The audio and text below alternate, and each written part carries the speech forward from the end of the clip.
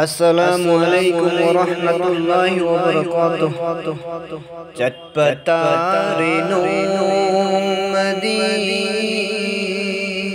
था दोख लग संसार से, माल व दौलत खुदी था दोख लंबता रे दो awanu ngai kaya da ling tong tu minaram bi awanu ngai kaya da ling tong tu minaram bi nung sira bitaloi su se na bata चटपटा रेनो मदी थावाई लो तो पीरबा कया खुदिंगतनी ngang basak ngamdraba mafam aduda थावाई लो तो Pirba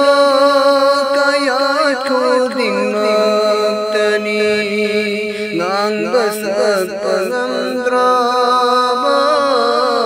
mafam aduda kaina mai chakfang laba maruf mapang kayana kalima tauhid sunbiraga aiginat tathabira चटपटा रेनो मदी मरी मात कायाना आइबो थिंदो पीरगा कबर गिमानुन आदुदा थरन लानी थंता मरी मात कायाना आइबो थिंदो पीरगा कबर गिमानुन आदुदा थरन लानी थंता यंबदकाना उद्रबा कौबदा सुताद्रबा यंबदकाना उद्रबा कौबदा सुताद्रबा जिक्लब मफम आदुदा इदोम हिंबता रे दो चटपटा रेनो मदी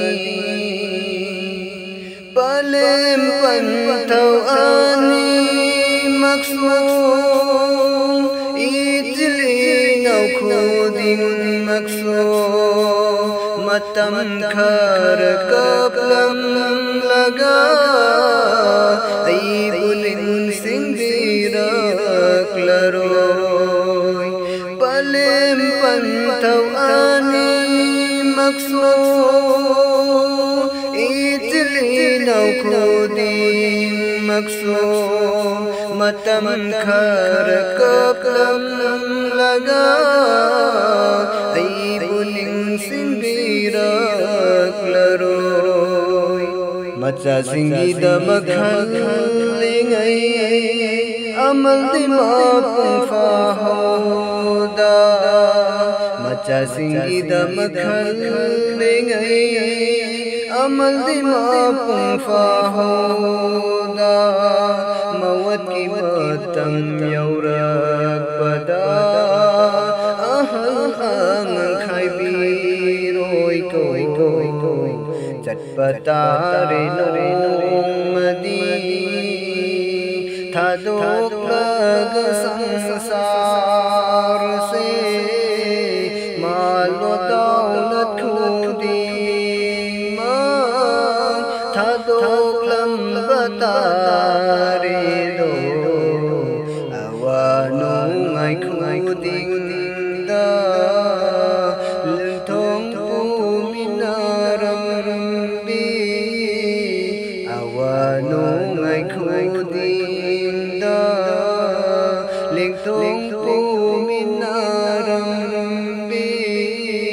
nung sira bitaroi so sen na batare do